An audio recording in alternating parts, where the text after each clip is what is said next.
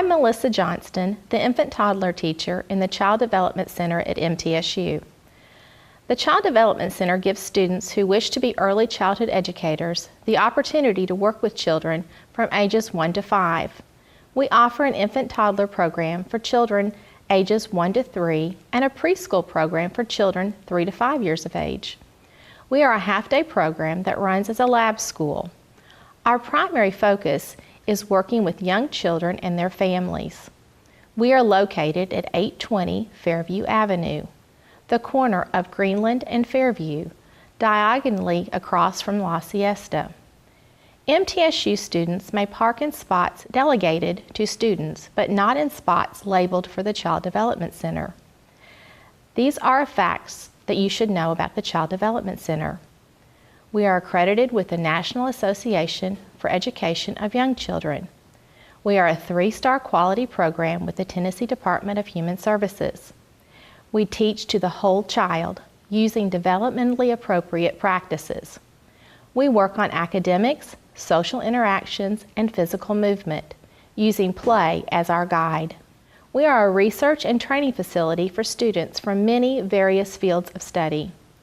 We employ the creative curriculum and the Tennessee Early Learning Standards as our curriculum guides. Our teaching staff uses multiple instructional approaches to increase children's opportunities for learning. Quite often, we utilize thematic teaching focusing on subjects that the children are interested in for their age level. We have high teacher-to-child ratios because we believe that children in our care deserve a full staff of qualified professionals. Our staff consists of highly qualified master teachers, graduate assistants, and pre-service teachers. Our program employs qualified teachers who have knowledge and professional commitment necessary to promote learning and development. We are a gold sneaker program, meaning we support a healthy physical lifestyle for our children at home and in our program. Our philosophy is the following. The CDC's programs are based on the philosophy that children develop best when teachers and caregivers emphasize the total development of the child. We believe that children are active learners and unique individuals. They learn in developmental sequences, processing at their own pace. We value the contributions that cultural, racial, and socioeconomic diversity and gender differences bring to our program. We encourage an environment that is acceptance and understanding is fostered. Our programs are structured to stimulate the acquisition of competency in language and cognitive, social, emotional, and physical skills. We think it is important to encourage growth and development of the whole child. We have some requirements about professionalism at our Child Development Center. First, let's discuss the dress code. Shoes should have a back, but do not have to be closed-toe. No flip-flops. We do not want you falling if you must run after a child in an emergency. You must have clothes that cover intimate parts of your body. Remember the 3 B's. No boobs, belly, or butt should show when working with children. You should have washable clothes. Nice jeans are permissible, but there should be no holes in the clothing. T-shirts are fine, but you should not wear shirts that support political candidates, have religious sayings, or suggestive slogans, nor should they be fraternity or sorority shirts. Parents come from diverse backgrounds. What may be okay for you to wear may be offensive to some parents. You want to be seen as a professional, so you must wear clothes that are comfortable, but say, "I am a professional." Second, there are some requirements about tattoos and piercings. Exposed tattoos must be covered unless the covering becomes too distracting to the children. If you have any questions, please see the director. Facial piercings must be removed. You may discuss with the master teacher what would be appropriate to wear. Third, we note the following items about jewelry. Avoid wearing large dangling earrings or hoops. Babies love to pull on these. Avoid large, heavy necklaces that could hit young children when leaning over. Think about your rings. You'll be washing your hands often and wearing gloves. Some rings can tear the gloves or scratch young children. Fourth, are comments about your general grooming. Your hair should be kept out of your eyes and not restrict your activities. If you are constantly slinging your hair about, it will become unsanitary.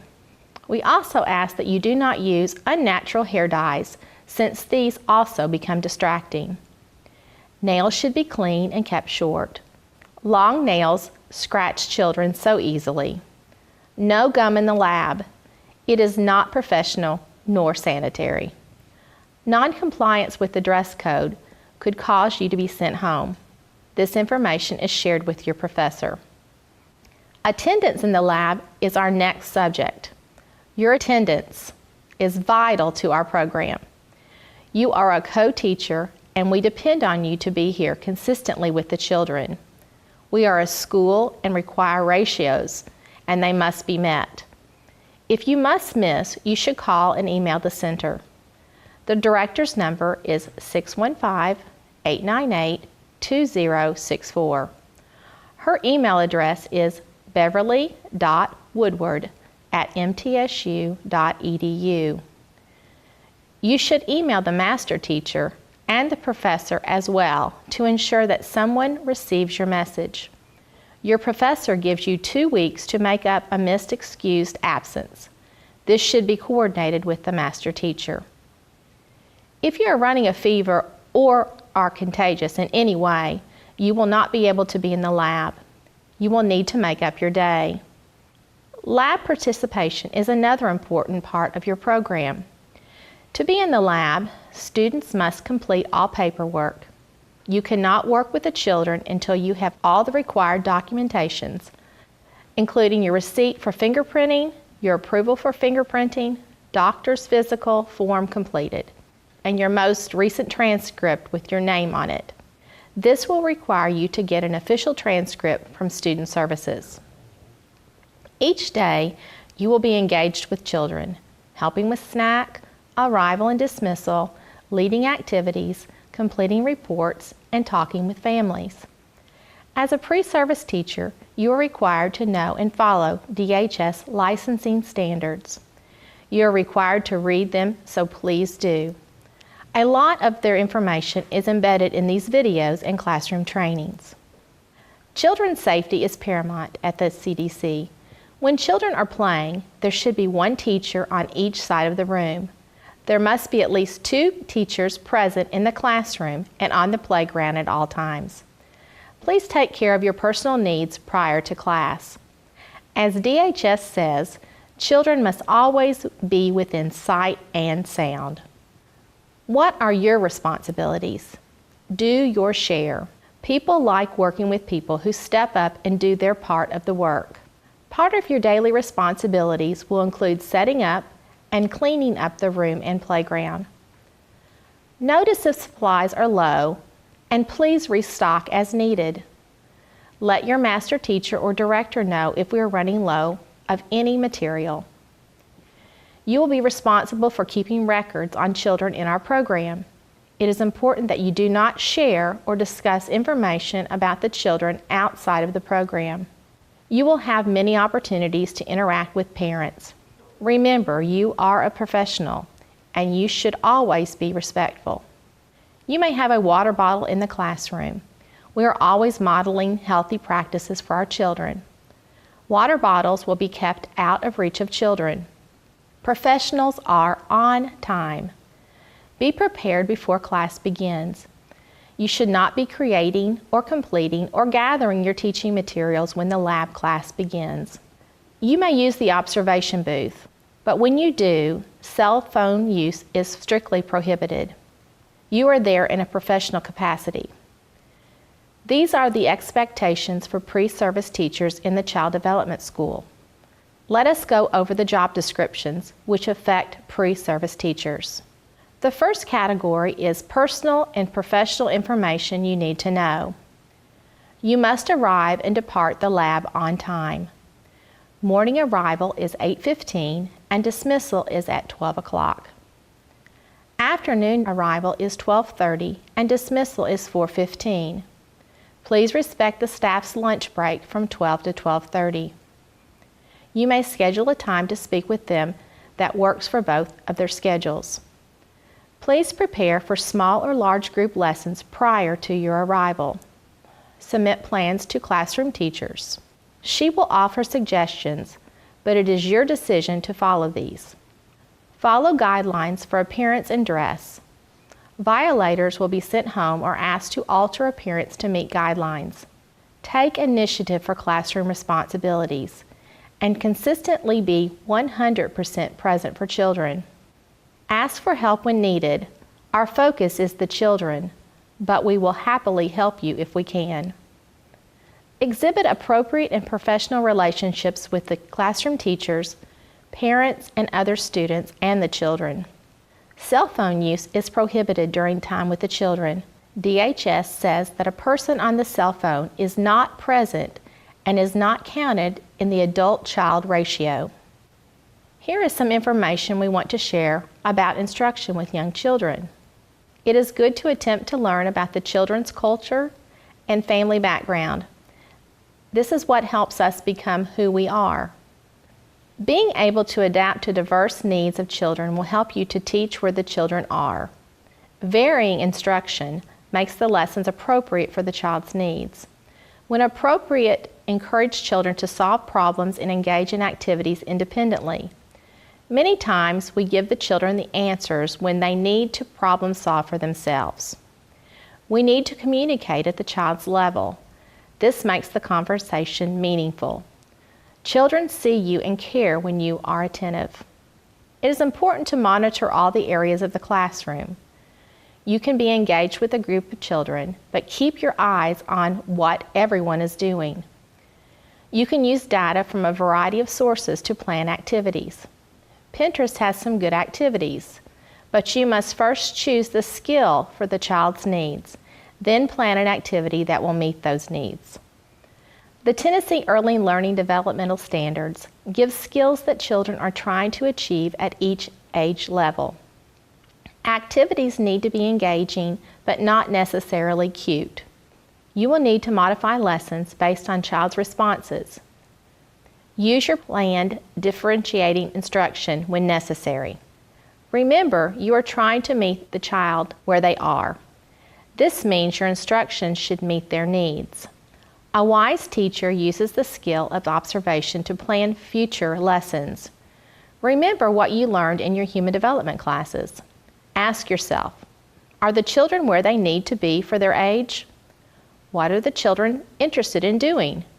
How can I plan a lesson that meets their interests and needs? You should use appropriate materials with prior approval from the classroom teacher. We have numerous materials available for your use in teaching the children. You may check these out during your lesson time. Make sure the materials are appropriate for the age level and skills that you are teaching. It is your responsibility to return your materials back to the proper location. You must give directions and redirection to children concisely, positive, calmly, and with a pleasant voice. Redirection is a great way to draw children's attention to an activity that is more positive. You cannot show any preference toward individual children or an area of the classroom. Move around the room. Get to know a variety of children. Some classroom management tips are: pace your activities to meet the needs of the children. Find what pace keeps the interest of the children and use it to teach your lessons. Observe the master teacher to see what she does to help you determine how to effectively teach your lessons.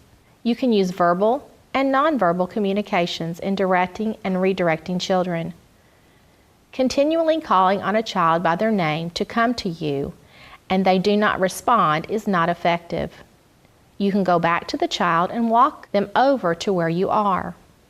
On the other hand, you can enlist the help of your classmates to help. You can anticipate scheduled events in a day, such as snack, transitions, group time, etc., and prepare in advance to enable children to transition smoothly. Always have a song, game, or finger play in case you need to lead a transition activity. Clean before and after snack as required by DHS. Ensure that all dishes are cleaned and prepared for the next class. Please ask your teacher what is the correct way to do this. Be able to take the lead when necessary. Sometimes things happen and the master teacher is unable to lead the class. Be ready to step up and help if directed. Use your eyes and ears. Scan the classroom often and during all types of activities. Make sure you count the number of children you have when you leave the room and when you return. A great learner will follow directions when prompting from classroom teachers, but will try to learn things like the schedule and the DHS information so that you can help.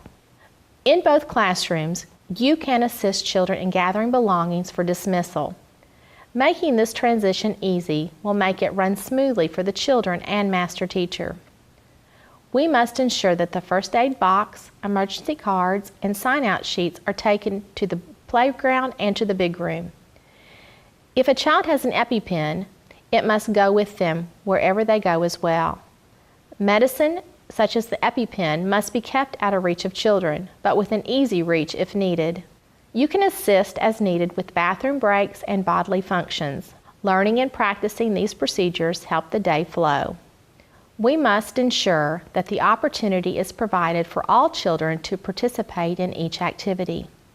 It is important that each child feels heard and cherished. Realizing that they are encouraged to participate in every activity if they choose to do so will ensure this attitude.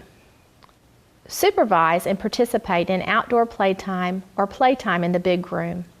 There are areas of zones to monitor. You will need to participate with the children just as you do in the classroom or playground. It is helpful if you could assist the lead teacher with dismissal duties. In the infant-toddler room, hold children's hands and walk them out of the classroom to their parents. Share with the parents positive things that have happened to the child that day. In the preschool, you can help call children from the playground to hooks where they will sit after they have helped tidy up. Children are dismissed one at a time to their parent. If you are asked to do this job, share something positive about the child from that day. In both classes, it is imperative that we make sure each child is signed out to a verified person on their emergency card. In both classrooms, there is a cleaning list to complete after the children leave. You can be useful by working with your team to complete these tasks on this list. You will need to participate in all phases of classroom activity.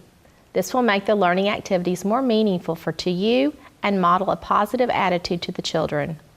You will also need to refer all inquiries from parents about children's progress to the classroom's teacher. You are learning about the child's development and may have limited knowledge since you are with the child only once a week. The teacher has experience in this area so that she can be the most helpful. It is okay to say "I don't know" when it comes to parent inquiries. The following are high points of our discipline guidance policy. We believe in showing respect to the children. Our goal is to help young children learn self-control and self-management skills. We always model appropriate behavior to our children. We want to create a warm, nurturing environment where children feel accepted of who they are.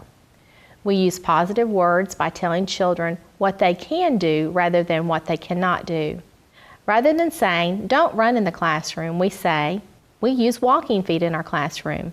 We are telling the children what exactly the appropriate behavior is. We should have a routine. Children find comfort in following a scheduled routine. This way they know what to expect. We should be as flexible as possible. Rarely does a day go as we have planned it. We must make lemonade when we are given lemons. Rather, the children need someone who remembers they are children. Try to give children limited choices when possible, such as, "The art center is full. You may wait or go to another center." As a care provider, you will need to listen to and watch children to interpret verbal and nonverbal language. Many physical instances between children may be avoided if the teacher was only paying attention. Guidance must be reasonable and appropriate, and in terms the children can understand. you can guide the child to correcting his or her own behavior. To be effective in our guidance, we must use praise and encouragement of good behavior instead of focusing upon unacceptable behavior only. The child should always feel loved, but understand that their behavior is unacceptable. Punishment that is shaming, humiliating, frightening, or injurious to a child is abusive and must not be used. Spanking is prohibited at the Child Development Center. I hope that you will find this information helpful to your teaching career. Thank you.